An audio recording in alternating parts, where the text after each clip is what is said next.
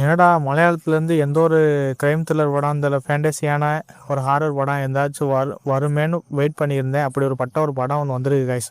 அதை பார்க்கும்போது இந்த மலையாள சினிமா மட்டும் எப்படி தான் இப்படிலாம் க்ரியேட்டிவாக யோசிச்சு இந்த மாதிரி படம்லாம் பண்ணுறாங்க அப்படின்னு சொல்லிட்டு நம்மளே ஆச்சரியப்படுற அளவுக்கு இந்த ஒரு படத்தோட கதையம்சம் இருந்துச்சு. அதை பார்க்கும்போது ஒவ்வொரு ஒரு செகண்ட் அந்த சீனை பார்க்காம இருந்தால் நமக்கு கதையே புரியாது கைஸ். அப்படிப்பட்ட ஒரு தரமான ஒரு இன்ட்ரெஸ்டிங்கான ஒரு படம் ஒன்று வந்திருக்கு. ஜியோ ஹாட்ஸ்டாரில் அவைலபிளாக இருக்குதுன்னு தக்காளி. இந்த ஒரு படத்தை நம்ம பார்க்கும்போது எப்படி சொல்கிறது, இது நம்ம க்ரைம் த்ரில்லர் படம் சொல்லவா இல்லை ஃபேண்டசி ஹாரர் படம் சொல்லவா அப்படின்னு சொல்லிவிட்டு நமக்கே ஒரு கட்டத்துலேருந்து யோசிக்கிற அளவுக்கு இந்த படம் அவ்வளோ க்ரியேட்டிவாக இருந்துச்சு கேஸ். அதை பார்க்கும்போது நமக்கு படம் கிட்டத்தட்ட 2 மணி நேரம் எப்படி போச்சுன்னே தெரியல கேஸ். எல்லாம் பார்க்குறதுக்கு ஒரு பாட்டும் இல்லை எதுவுமே இல்லாமல், ஆனால் பார்க்குறதுக்கு செம்ம ஒரு இன்ட்ரெஸ்டிங்காகவும் எங்கேஜிங்காகவும் இந்த படத்தை வச்சுருந்தாங்க. அதை பார்க்கும்போது எல்லா சீனும் நமக்கு ரசிக்கும்படியாக தான் இருந்துச்சு.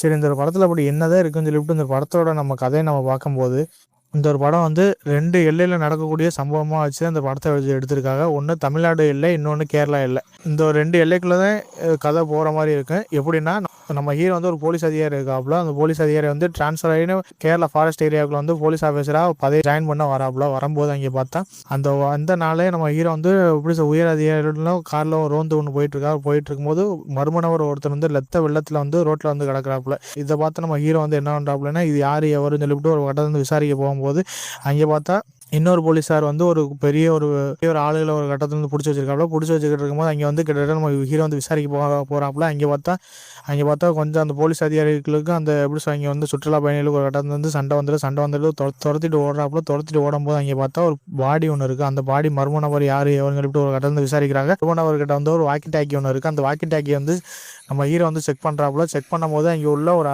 அதிகாரி பேசுகிறாப்புல. அவர் இந்த மாதிரி ஒரு கோயில் ஒன்று இருக்குது. அந்த கோயிலுக்கிட்ட நான் ரொம்ப அடிபட்ட நிலையில் இருக்கேன், அந்த யாராச்சும் நீங்கள் காப்பாற்றுங்க வைங்க அப்படின்னு சொல்கிறப்போ, இதை பார்த்து நம்ம கேரளா போலீஸ் எந்தமே இல்லாத கேஸ் தமிழ்நாடு பார்டர் இந்த உள்ள போலீஸ் தான் நம்ம பார்க்கணும் வைக்கணும் அப்படின்னு சொல்லிக்கிட்டு இருக்காங்க. தேவையில்லாத பிரச்சனை சார் அப்படின்னு சொல்லிவிட்டு அங்கே எல்லாம் சொல்லிக்கிட்டு அது எல்லாம் ஒரு கதை சொல்லிக்கிட்டு. இதை பார்த்து நம்ம ஹீரோ எப்படியாச்சும் வாங்க காப்பாற்ற போகணும் அப்படின்னு சொல்லி நினச்சிக்கிட்டு இருக்கும்போது சரி எப்படியாச்சும் போய் அந்த ஆளை காப்பாற்றணும் வைக்கணுமே அப்படின்னு சொல்லிட்டு ஒரு கட்டத்தில் போயிட்டு இருக்கும்போது அங்கே பார்த்தா கிட்டத்தட்ட ஏகப்பட்ட அசம்பாவிதங்களும் ஒரு கட்டத்தில் நடக்குது. எப்படின்னா, அந்த கோயிலுக்கு ஒரு கட்டத்தில் போகும்போது அங்கே பார்த்தா எல்லாமே ஒரே எலும்பு கூடாவும் இருக்குது. அந்த கோயிலை சுற்றி அங்கே உள்ள ஆளுகள் எல்லாருமே. ஆனால் வாக்கி டாக்கியில் ஒரு ஆள் பேசிக்கிட்டு இருக்காங்க. அங்கே பார்த்தா யாருமே இருக்க மாட்டாங்க. அதுக்கப்புறம் தான் நம்ம ஹீரோக்கு ஒரு கட்டத்தில் தெரியுது, இது எப்படி இந்த கோயிலை சுற்றி இருக்கிற இடம் சாவு நிறைஞ்ச இடம் அப்படின்னு சொல்லிட்டு நம்ம ஹீரோ ஒரு கட்டத்தில் தெரியுது. ஆனால் அந்த வாக்கி டாக்கியில் பேசினவர் கிட்டத்தட்ட 1994 பேசிக்கிட்டு இருக்காப்புல. நம்ம ஹீரோ 2025 ஒரு கட்டத்தை எப்படி அந்த கோயில்கிட்ட நிற்கிறாப்புல. இதை பார்த்தா நம்ம ஹீரோக்கு ஒன்றுமே புரியாது. அப்போ உள்ள ஆள் எப்படி இப்போலாம் பேச போச்சு வைக்க போச்சு அப்படின்னு சொல்லிட்டு ஒரு கட்டத்தை தெரிய வருது. ஆனால் அங்கே பார்த்தா நம்ம ஹீரோக்கு ஒன்று தெரிய வருது, அங்கே ஒரு பிளட் ஒன்று அந்த கோயிலுக்கிட்ட பட்டுச்சுன்னா யாரெல்லாம் அந்த கோயிலுக்கு அந்த இடத்துக்கு வந்தாங்களோ அவங்களுக்கு அந்த இடத்த சர்வே பண்ணுற மாதிரி காமிப்பாங்க. இது பார்த்து நம்ம ஹீரோ இப்பெல்லாம் புதுசாக டிஃப்ரெண்ட்டாக இருக்கால யார் எவருன்னு சொல்லிவிட்டு ஒரு கட்டத்தில் அவருக்கு ஒரு கட்டத்தில் மனக்குழப்பமாக போயிருங்க. அதுக்கப்புறம் நம்ம ஹீரோ அந்த இடத்த விட்டு வெளியிலையும் போக முடியாமல் அந்த கோயிலை சுற்றிக்கிட்டே ஒரு கட்டத்தில் அந்த 3 போலீஸார் ஒரு இடத்துல சுற்றிக்கிட்டு இருக்காங்க. இதை பார்த்தா நம்ம ஹீரோவுக்கு ஒன்றுமே புரியாது. எப்படி அந்த ஒரு காலகட்டத்தில் ஆள் இப்போ பேச முடியுது, இப்போ இப்படி ஆளுகள்லாம் எதுக்குனால இறந்துக்கிட்டு இருக்காங்க அப்படின்னு சொல்லிவிட்டு நம்ம ஹீரோ கண்டுபிடிக்கிற விஷயம் தாங்க இந்த ஒரு படத்தோட ஒரு கதையம்சமாக இருக்குது.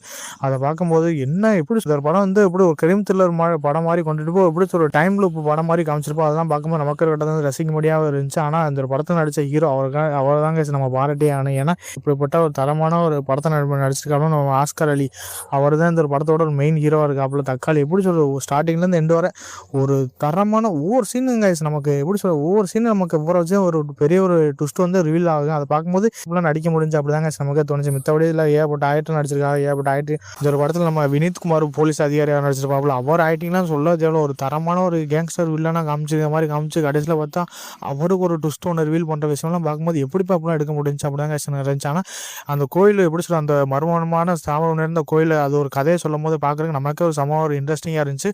அதுக்கப்புறம் ஏகப்பட்ட ஆக்டர் நடிச்சா ஏகப்பட்ட ஆக்டிங்லாம் பார்க்கும்போது எல்லாமே எல்லாம் ரசிக்க முடியாது இருந்துச்சு. மெயினாக ஸ்க்ரீன் பிளே பார்க்குறதுக்கு ஒவ்வொரு சீனும் பார்க்குறதுக்கு தக்காளி தத்துரூபமான ஒரு நேச்சுரலாக ஒரு அந்த காட்டுக்குள்ளே இருக்கிற பகுதியெல்லாம் சேர்த்து அழகாக நீட்டாக எடுத்து வச்சிருக்காங்க. அதெல்லாம் பார்க்கும்போது எல்லாமே பார்க்குறதுக்கு ரசிக்கமடியாக இருந்துச்சு. கண்டிப்பாக இந்த டைரக்டருக்கு ஒரு கட்டத்தில் வாழ்த்து தெரிவிக்கணும். ஏன்னா இப்படிப்பட்ட ஒரு தரமான ஒரு படைப்பு மலையாள சினிமாவில் இந்த ஒரு படத்தை கொடுத்துருக்காப்புல. கண்டிப்பாக வாழ்த்து தெரிவிக்கணும். பேக்ரவுண்ட் பிஜிஎம் எல்லாம் பார்க்குறதுக்கு தரமாக இருந்துச்சு கைஸ். கண்டிப்பாக அந்த ஒரு படத்தை மிஸ் பண்ணாதீங்க. நம்ம சேட்டன்ஸ் இந்த ஒரு படத்தில் வேற லெவலில் சம்பவம் பண்ணியிருக்காப்புல. கண்டிப்பாக அந்த ஒரு படத்தை மிஸ் பண்ணாதீங்க கைஸ்.